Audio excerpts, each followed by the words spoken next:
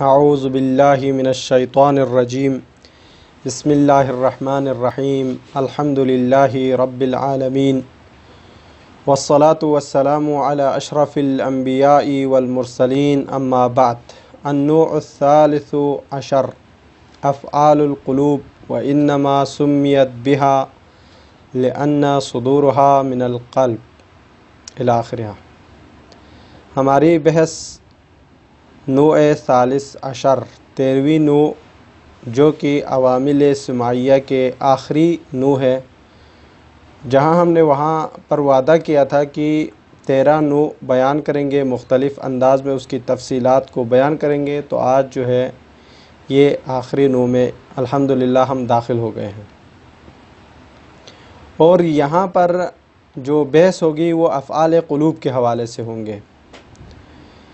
افعال قلوب جو ہے کیوں نام رکھا جاتا ہے اور اسے یہ ہوتے کیا ہیں، تو فرماتے ہیں افعال قلوب کا مطلب یہ ہوتے ہیں کہ یہ جو افعال ہم ابھی گن رہے ہیں جتنے ہوں گے وہ سارے ہمارے باطنی چیزوں سے تعلق رکھتے ہیں، دل کے ساتھ تعلق ہوتے ہیں، ظاہری جو اعضاء و جوارح ہیں اس کے ساتھ تعلق نہیں ہوتا، اس لیے اس کو افعال قلوب کہا جاتا ہے، چونکہ ان کا تعلق دل سے ہیں، جوارح اعضاء جوارح خارجی سے نہیں ہے۔ اور یہ افعال قلوب جو ہے بعض جو ہے افعال قلوب شک کے لیے بھی آتے ہیں، بعض یقین کے لیے آتے ہیں۔ یہاں پر کہا کہ افعال قلوب کے دو حصے ہیں، ایک شک کو بیان کرنے کے لیے، شک کے معنی کو بیان کرنے کے لیے آتے ہیں کہ مجھے فلاں چیز میں شک ہے، ایک ہوتا ہے افعال قلوب کی مجھے فلاں چیز میں یقین ہے، اس کو بیان کرنے کے لیے آتے ہیں۔ لیکن کبھی کبھار دونوں کو بیان کرنا ہوتا ہے تو وہاں پر قرینہ ہوتا ہے، قرینہ جو ہے کبھی شک کی طرف لے جاتا ہے تو قرینہ کبھی جو ہے یقین کی طرف لے جاتے ہیں۔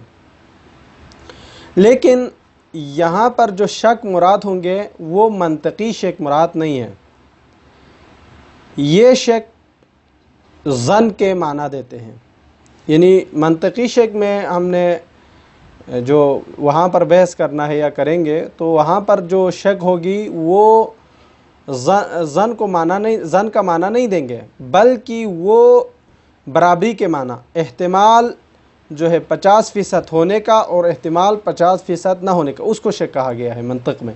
لیکن یہ شک یہاں پر جو بیان کریں گے یہ منطق والا شک مراد نہیں ہے، بلکہ یہاں شک بمعنی ظن ہے جو کہ یقین کا مقابل میں ہے۔ تو یہ جو افعال قلوب ہیں یہ جو چاہے شک والا ہو چاہے یہ یقین والا ہو، چاہے شک و یقین دونوں کو بیان کرنے والے جو افعال قلوب ہیں یہ مبتدا اور خبر پر داخل ہوتے ہیں، اور مبتدا اور خبر پر داخل ہونے کے بعد ان کو اپنے مفعول بنا کر نصب دیتے ہیں۔ اور جو افعال قلوب مبتدا اور خبر پر داخل ہو کر مفعول بنا کر نصب دیتے ہیں وہ کل ٹوٹلی 7 ہیں، ان میں سے 3 یقین کو بیان کرنے کے لیے آتے ہیں، 3 شک کو بیان کرنے کے لیے آتے ہیں، اور ایک جو ہے یقین اور شک دونوں کے درمیانی چیز کو بیان کرنے کے لیے آتے ہیں۔ تو کبھی یہ یقین کو بیان کر رہا ہوگا، یہ ایک عدد جو بیان کر رہا ہے، کبھی وہ یقین کو کبھی وہ شک کو بیان کر رہے ہوں گے۔ تو یہ ہے افعال قلوب کے کل سٹرکچر جو ہمارے پاس موجود ہے۔ لیکن یہ جو افعال قلوب جو یقین کے معنی میں نہیں بلکہ شک کے معنی میں ہے وہ 3 ہے، جیسے حسبتو ہے، ظننتو ہے اور خلتو ہے۔ تو یہ تینوں جو ہے شک کو بیان کرنے کے لیے آتے ہیں۔ اب یہ ظننتو میں کبھی آپ ظننتو نہیں کہیں گے بلکہ آپ زنا یا زنا کہیں گے، زنا کسر ضا کے ساتھ معجمہ۔ تو اس صورت میں وہاں پر یہ جو ظن بمعنی تہمت ہوگا اور یہ ایک مفعول کو طلب کریں گے چونکہ اس کا متعلق ایک مفعول ہوں گے، یہ ایک بات ہو گئی۔ دوسری بات یہ ہے کہ یہ جو 3 جو بیان کرنے کے لیے آتے ہیں یقین کو، وہ ہے علمتو، رأیتو اور وجدتو۔ پہلے ہم نے کہا جو شک کو بیان کرنے کے لیے آتے ہیں وہ حسبتو ہے، ظننتو ہے، خلتو ہے۔ جو یقین کو بیان کرنے کے لیے آتے ہیں وہ علمتو، رأیتو، وجدتو ہے۔ اور یہ جو علمتو، رائتو، وجدتو یا چاہے حسبتو، ظننتو، خلتو، یہ تینوں، یہ 6 کے 6 جو افعال قلوب ہیں، یہ مبتدا اور خبر پر داخل ہو کر مفعول بنا کر جو ہے مبتدا خبر کو نصب دیتے ہیں۔ اور کبھی کبھار یہ علمتو جو ہے بمعنی عرفتو آئیں گے، کبھی جو ہے رائتو بمعنی ابصرتو آئیں گے، کبھی جو ہے وجدتو بمعنی اصبتو آئیں گے۔ تو یہ جو یقین کے معنی دینے والے جو افعال قلوب میں سے ہیں، تو اس وقت ان میں سے ہر ایک جو ہے ایک ہی متعلق کا تقاضا کریں گے، دوسرے متعلق کی اس کو ضرورت نہیں ہوں گے، چونکہ جو اس وقت جو ہے وہ ایک ہی متعلق چاہتے ہیں، دوسرے متعلق ان کے لیے ضرورت نہیں ہوگی، اس لیے وہ نہیں چاہتے، تو ایک مفعول چاہتے ہیں کبھی کبھار۔ یعنی یہ 3 جو ہے مختلف معنوں میں جب استعمال ہوتا ہے تو وہ اس صورت میں ایک متعلق کو چاہتے ہیں، 2 کو نہیں چاہتے۔ اس کو ہم انشاءاللہ مثال کے ساتھ تطبیق کریں گے عبارت میں۔ اور ایک افعال قلوب ایسا تھا جس کو ہم نے بیان کیا کہ وہ شک کو بیان کرنے کے لیے بھی آتے ہیں، یقین کو بھی بیان کرنے کے لیے آتے ہیں، وہ ہے زعمتو۔ اب اس میں قرینہ ہوگا، اگر آپ زعمتو کو اللہ کے لیے، فعل اللہ سبحانہ و تعالی، اللہ کے کاموں کے لیے آپ استعمال کرنا چاہتے ہیں تو وہاں یقین کا معنی ہوگا، چونکہ اللہ کے لیے ہم ایسے الفاظ استعمال نہیں کر سکتا جو شک والا ہو۔ لیکن اگر کسی بندے کے لیے یا کسی عام انسان کے لیے یا کسی اور چیز کے لیے بیان کرنا ہو تو وہاں پر ہم اس زعمتو سے مراد شک مراد لیں گے۔ تو یہ زعمتو ہے جو کبھی معنی یقین کو بیان کرنے کے لیے آتے ہیں اور کبھی معنی شک کو بیان کرنے کے لیے آتے ہیں۔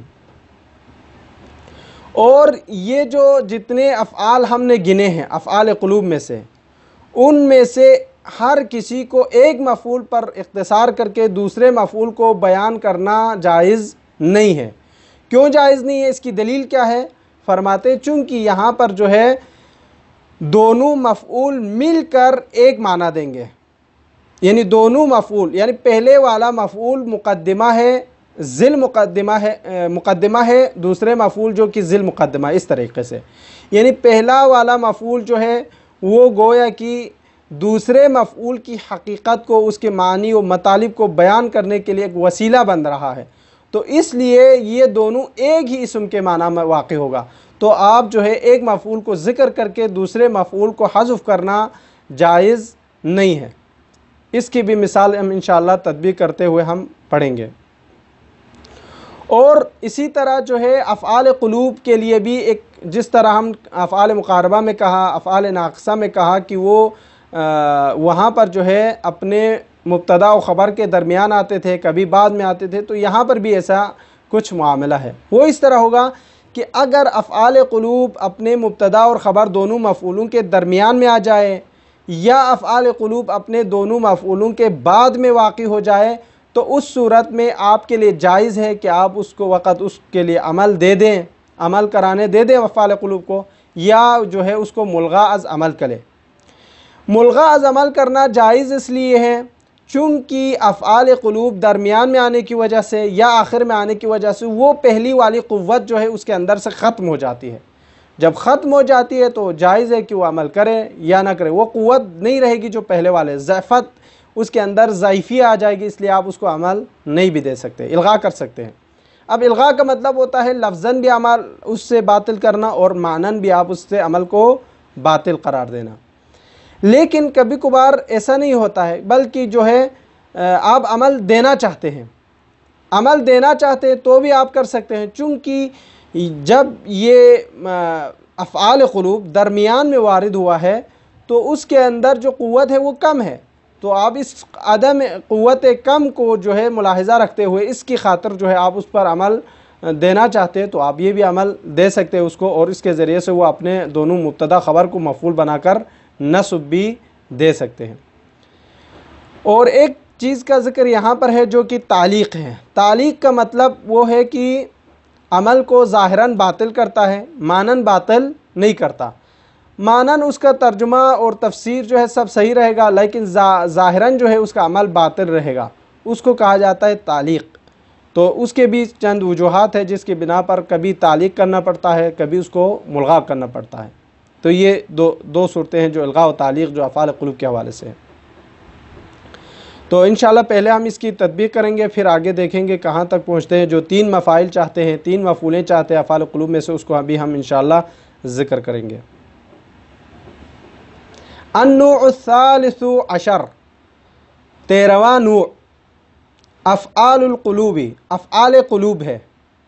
وَإِنَّمَا، یہ جو ہے افعال قلوب کو سمیت بہا، افعال قلوب کہا ہے، کیوں؟ وجہ کیا ہے؟ سبب کیا ہے؟ تو فرماتے ہیں لِأَنَّ صُدُورَهَا مِنَ الْقَلْبِ، یہ دل سے جو ہے دل سے نکلتا ہے۔ اب یہاں پر جو ہے لِأَنَّ صُدُورَهَا، یہاں پر صدورہا میں جو ہے مضاف الیہ کو حذف کیا گیا ہے، اصل میں لِأَنَّ صُدُورُ مَعَانِيهَا مِنَ الْقَلْبِ، ان کے جو معانی جو ہے دل سے نکلتا ہے، اس کا تعلق جو ہے دل سے ہوتا ہے، اس لیے اس کو افعال قلوب کہا جاتا ہے۔ وَلَا دَخْلٌ فِيهِ لِلْجَوَارِحِ، اس کو ان معانی کا تعلق جو ہے جوارح سے، اعضاء و جوارح سے، ظاہری جو اعضاء ہے اس سے اس کا تعلق نہیں ہے، اس لیے اس کو افعال قلوب کہا جاتا ہے۔ اب یہاں پر ایک سوال ہے کہ افعال قلوب کو جو ہے یہ جو بیان کیا ہے آخر میں کیوں بیان کیا سارے انواع میں سے؟ تو ہم یہ کہیں گے کہ بھئی یہ باقی جو افعال تھے یا اسم تھے ان کا تعلق ظاہری اعضاء کے ساتھ تھے اور ان کا تعلق جو ہے دل کے ساتھ بھی تھے، لیکن یہاں پر جو ہے فقط دل کے ساتھ مخصوص ہے، اس لیے ہم نے اس کو آخر میں بیان کیا ہے۔ وَتُسَمَّى، اب یہ افعال قلوب کو نام رکھا جاتا ہے افعال الشک والیقین ایضاً، یعنی آپ اس کو افعال قلوب بھی کہہ سکتے ہیں۔ اب اگر اس کو دوسرا نام دینا چاہتے ہیں تو آپ اس کو افعال الشک والیقین بھی آپ کہہ سکتے ہیں۔ ایضاً، جس طرح، ایضاً کا مطلب ہوتا ہے جس طرح آپ افعال قلوب کہتے ہیں ان افعال کو، اسی طرح آپ اس کو افعال شک اور افعال یقین سے آپ تعبیر کر سکتے ہیں۔ کیوں؟ سبب کیا ہے؟ وجہ کیا ہے شک و یقین کہنے کی؟ فرماتے ہیں لِأَنَّ بَعْضُهَا لِلشَّكِّ، ان افعال قلوب میں سے بعض جو ہے شک کو بیان کرنے کے لیے آتے ہیں۔ اب ہم نے بیان کیا کہ شک یہاں پر جو ہے منطقی شک مراد نہیں ہے، نہ اصولی شک مراد ہے، یہاں پر جو شک مراد ہے وہ بمعنی ظن ہے، بمعنی ظن جو یقین کے مقابل میں گمان کے معنی میں آتے ہیں۔ وَبَعْضُهَا، یعنی بعض افعال القلوب لِلْيَقِينِ، یقین کے لیے آتے ہیں، بعض شک کے لیے اور بعض یقین کے لیے، دو۔ وَهِيَ، اور یہ افعال قلوب تدخل علی المبتدأ والخبر، مبتدا اور خبر پر داخل ہوتا ہے، وَتَنْصِبُهُمَا مَعًا، یعنی مبتدا اور خبر دونوں کو نصب دیتے ہیں۔ وَتَنْصِبَانِ بھی کہہ سکتے ہیں آپ، وَتَنْصِبُهُمَا، یہ دونوں پڑھ سکتے ہیں۔ وَتَنْصِبُهُمَا مَفْعُولًا، یعنی مبتدا خبر دونوں کو اپنا مفعول بنا کر نصب دیتے ہیں۔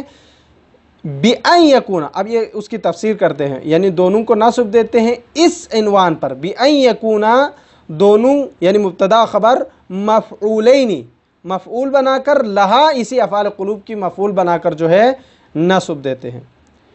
وَهِيَ، اور یہ جو ہے سبعۃ، کل افعال قلوب ہمارے پاس 7 ہیں۔ ثلاثۃ منہا، ان میں سے 3 افعال قلوب جو ہے للشک، شک کو بیان کرنے کے لیے آتے ہیں۔ وثلاثۃ منہا، اور ان افعال قلوب میں سے 3 للیقین، یقین کو بیان کرنے کے لیے آتے ہیں۔ وواحد منہا، اور ان میں سے ایک جو کہ 6 جو ہے ان میں سے 3 یقین کے لیے، 3 شک کو بیان کرنے کے لیے، اور ایک جو آخری اور 7واں ہے وہ مشترک ہے بینہما، یعنی بین الیقین والشک، یعنی کبھی وہ یقین کے لیے استعمال ہوتا ہے اور کبھی وہ شک کے لیے استعمال ہوتا ہے۔ یہاں تک ایک بات ختم ہو گئی۔ اب آگے اس کی تفصیل آ رہے ہیں۔ اما الثلاثۃ الاول، یعنی پہلے والے 3، ثلاثۃ الاول یعنی پہلے والے 3 جو شک کے لیے آتے ہیں، فحسبت، یہ جو ہے حسبت ہے 1، وظننت 2، وخلت 3، یہ 3 ہے جو کہ معنی شک کو بیان کرنے کے لیے آتے ہیں۔ مثال کے طور پر حسبت زیدن فاضلا، پہلے زیدن فاضل تھا، اب جب حسبتو افعال قلوب میں سے اس پر داخل ہو گیا تو یہ دو مفعولوں کو نصب دیتے ہیں. اب زیدن فاضلن جو ہے مبتدا خبر کو اپنا مفعول بنا کر حسبتو نے نصب دیا ہے. اب آپ اس کا ترجمہ یوں کریں گے حسبتو میں نے گمان کیا، مجھے شک ہوا کہ زیدن زید فاضلن فاضل ہونے میں، زید کے افضلیت ہونے میں، فاضل ہونے میں مجھے شک ہوا. تو آپ اس کو بیان کرنا چاہتے ہیں تو آپ حسبتو کے ذریعے سے کر سکتے ہیں. اسی طرح وَظَنَنْتُ بَكْرًا نَائِمًا میں نے گمان کیا، شک ہوا مجھے کہ بکر سویا ہوا ہے. تو اب جو ہے بکرن نائمن یہ مفعول اول بکرن مفعول ثانی نائمن ان دونوں کو نصب ہوا ہے تو یہ مفعول ظننتو کی وجہ سے، یہ افعال قلوب میں سے ہے. وَخِلْتُ خَالِدًا قَائِمًا خِلْتُ خَالِدًا میں نے خیال کیا خالد جو ہے کھڑا ہے، تو یہ بھی جو ہے افعال قلوب میں سے خالد اور قائمن کو جو ہے نصب دیا ہے اپنا مفعول بنا کر. اب دیکھیں کہ اب یہ تین حسبتو ہو، ظننتو ہو، خلتو ہو، ان کا تعلق دل سے ہے. یعنی زید کی افضلیت کو دل میں اس نے محسوس کیا ہے. زید بکر جو ہے سویا ہوا ہے، دل میں اس نے گمان کیا ہے، اور خیال جو ہے دل سے ہوتا ہے، تو اس لیے جو ہے یہاں پر افعال قلوب ان کو کہا گیا ہے. لیکن آگے فرماتے ہیں وَظَنَنْتُ اور یہ جو ظننتو ہے، حسبتو اور خلتو کو چھوڑ کر ظننتو کو اس کے بارے میں ذکر کر رہا ہے کہ وَظَنَنْتُ اور یہ ظننتو اِذَا كَانَ مِنَ الظِّنَةِ یعنی زنا کے معنی میں ہو. اگر زنا کو بیان کرنا ہو، یعنی زنا کا معنی کیا ہے؟ فرماتے بمعنی التہمہ، زنا کا معنی ہوتا ہے تہمت لگانا کسی پر. اگر یہ ظننتو بمعنی زنا ہو تو اس صورت میں لم یقتضی المفعول الثانیہ، اس وقت یہ ظننتو مفعول ثانی کی ضرورت اس کو نہیں ہوتی ہے اور مفعول ثانی کا تقاضا بھی نہیں کرتا ہے. مثال کے طور پر یہاں فرماتے ہیں ظننت زیدن میں نے تہمت لگایا ہے زید پر. دیکھو اب یہاں پر میں نے تہمت لگایا زید پر، اتہمت زیدن، تو یہاں پر مفعول ثانی کی ضرورت ہی نہیں ہوئی. اے اتہمت یعنی اتہم زیدن، اتہمت زیدن آپ یوں کہیں گے تو یہ ایک ہی مفعول پر کیا ہے؟ معنی مکمل ہو رہا ہے. یعنی آپ یوں کہیں گے ظننت زیدن اے اتہمتہ، اے اتہمت زیدن میں نے زید پر بہتان لگایا ہے، تو آپ یہ معنی کر سکتے ہیں، اس وقت مفعول ثانی کی ضرورت نہیں ہے. وَأَمَّا الثَّلَاثَةُ الثَّانِيَةُ اب یہاں سے دوسرا جو اس کا ٹرپ تھا، پہلا ہم نے بیان کیا کہ افعال قلوب میں سے تین ایسے ہیں جو معنی شک کو بیان کرنے کے لیے آتے ہیں. اب وہ ختم ہونے کے بعد فرماتے ہیں دوسرا جو ٹرپ ہے افعال قلوب میں سے جو باقی تین ہے وہ یعنی فعلمتو ایک، ورأیتو دو، ووجدتو تین، یعنی جو یقین کے معنی پر آتے ہیں وہ تینوں جو ہے وہ اس کی باری آ گئی ہے. فعلمتو میں نے جانا، رأیتو میں نے دیکھا، وجدتو میں نے پایا، تو اس کا معنی یوں ہوگا. مثل آپ اس کو مثال کے ساتھ یوں کہیں گے علمت زیدن امینن میں نے جانا کہ زید امین ہے. اب زیدن امینن تھا، جب یہ علمتو افعال قلوب میں سے اس میں داخل ہوا تو انہوں نے اس مبتدا خبر کو اپنے لیے مفعول بنا کر نصب دیا ہے. تو آپ کہیں گے علمتو زیدن امینن، تو یہ جو ہے یقین کے معنی میں آتے ہیں، یعنی مجھے یقین ہے کہ زید کیا ہے؟ امین ہے. ایک اسی طرح رأیت عمرا فاضلا میں نے دیکھا کہ عمر فاضل انسان ہے. تو اب جو ہے یہاں پر عمر اور فاضل دونوں کو مفعول کی بنا پر نصب ملے ہیں رأیت افعال قلوب میں سے آنے کی وجہ سے. اسی طرح ووجدت البیت رہینا میں نے بیت کو رہن کے حالت میں پایا. تو اب یہ رہن کے حالت میں پانا یہ جو ہے اس کے معنی کو بیان کر رہا ہے. تو یہاں پر بیت اور رہین یہ دونوں جو ہے مفعول واقع ہو رہا ہے وجدتو کے لیے. تو یہ جو ہے معنی یقین میں استعمال ہوتے ہیں یہ تینوں، چاہے علمتو ہو، رأیتو ہو اور وجدتو ہو، یہ تینوں جو ہے افعال جو استعمال ہو رہا ہے وہ معنی یقین کو بیان کر رہا ہے. اب آگے اس کے اور بھی معنی اس کو بیان کر رہا ہے ان تینوں کے. وہ علمتو جو ہے کبھی کبھار قد یجیء بمعنی عرفتو، کبھی کبھار یہ علمتو بمعنی عرفتو بھی استعمال ہوتا ہے، میں نے پہچانا. ویسے علم اور عرفان کے درمیان فرق ہے، 5-6 فروقات علماء عقائد بیان کرتے ہیں، لیکن یہاں پر جو ہے معنی نحوی اعتبار سے علمتو بمعنی عرفتو دونوں کا معنی ایک مراد لیا. وإلا حقیقت میں پہچاننا اور ہے، جاننا اور ہے. اس کے بہت سارے اختلافات ہیں عقائد کے حوالے سے اس کے معنی اور الفاظ کے عنوان پر. یہاں پر جو ہے معنی کو ایک بیان کیا ہے، یعنی علمتو بمعنی عرفتو ہے، میں نے پہچانا. نحو مثال کے طور پر علمت زیدن، میں نے زید کو پہچانا، اے عرفت زیدن. ایک اسی طرح ورأیتو، علمتو کے بعد رأیتو بھی قد یکون بمعنی ابصرتو، معنی ابصرتو میں آتے ہیں، میں نے دیکھا. کہ قولہ تعالی، جیسے کہ اللہ تعالیٰ کا فرمان ہے فانظر ماذا تری، آپ دیکھیں، ماذا کیا کریں، ترا جو یعنی ماذا کیا ہے، ترا آپ کی رائے، آپ کی رائے کیا ہے. ترا کا معنی یہاں پر رائے ہے، آپ کی رائے کیا ہے. تو یہاں پر جو ہے یہ جو رائتو ہے وہ معنی ابصرتو میں استعمال ہوا ہے، اور ترا کا معنی جو ہے ابصرت کے معنی میں استعمال ہوا ہے. اسی طرح وجدتو ہے قد یکون بمعنی اصبتو، کبھی کبھار یہ بھی معنی اصبتو، مجھے پایا، میں نے پایا، اس کے معنی میں آتے ہیں. مثل وجدت الضالہ، میں نے ضالہ کو پایا، یعنی کھوئی ہوئی چیز کو پایا. تو یہاں پر ضالہ جو ہے مفرد مؤنث استعمال ہوا ہے، اس کے جو جمع ہے ضوال ہے، اور اس کا جو مذکر ہے وہ ضال ہے. تو اصبتھا یعنی وجدت الضالہ اے اصبتھا، میں نے اپنے کھوئی ہوئی چیز کو پائے. تو یہ اس کے معنی میں استعمال ہوتا ہے. اب یہاں پر جو ہے علمتو ہو ایک، رأیتو ہو دو، اور اسی طرح وجدتو ہو تین. فإن كل واحد من هذه المعانی، یہ جتنے معنی ہم نے بیان کیا ہے، چاہے علمتو بھی معنی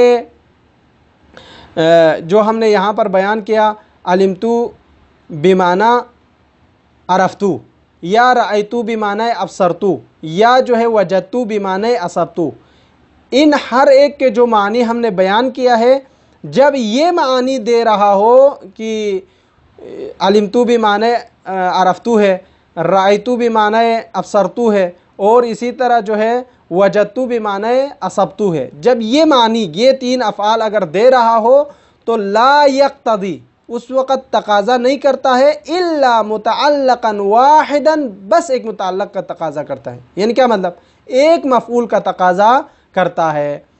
فلا يتعدى الا الى مفعول واحد، وہ ایک مفعول سے زیادہ کسی اور مفاعل کی طرف وہ محتاج نہیں ہوتا ہے.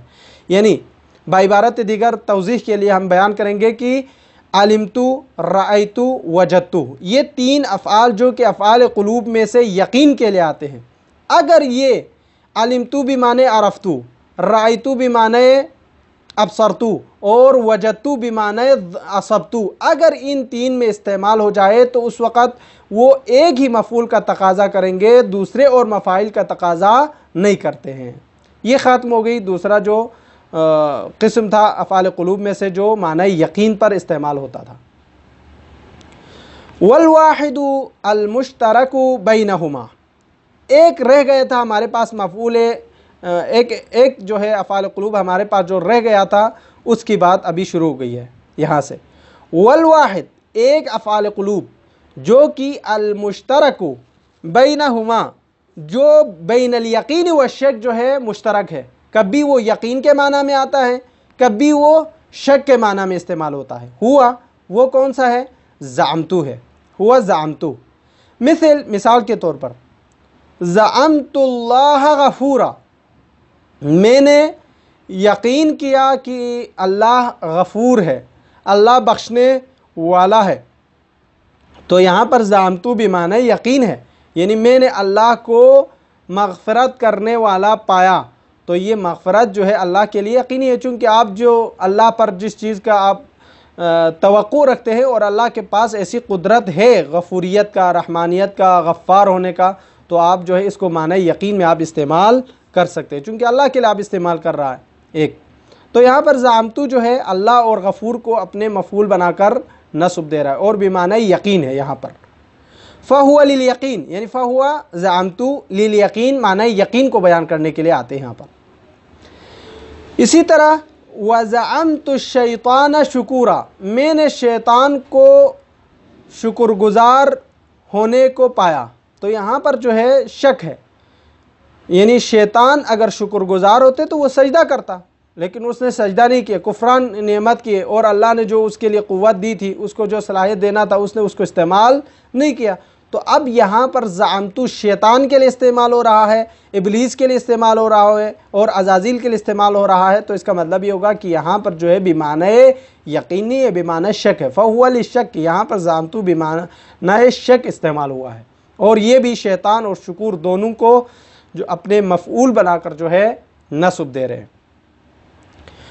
وفی هذه الافعال، اب ان افعال کے بارے میں ذکر کر رہے ہیں، یعنی اس افعال قلوب کے بارے میں جتنے ہم نے بیان کیے ہیں افعال، وفی هذه الافعال سے مراد جو ہے ابتدائی افعال قلوب سے لے کر ابھی تک جو ساتھ کے ساتھ افعال قلوب ہے، ان میں لا يجوز الاقتصار على احد المفعولین، ایک مفعول پر اختصار کرنا جائز نہیں ہے۔ ہاں ادھر جو ہم نے اس کے جو استثناءات بیان کیا ہے وہ الگ ہے،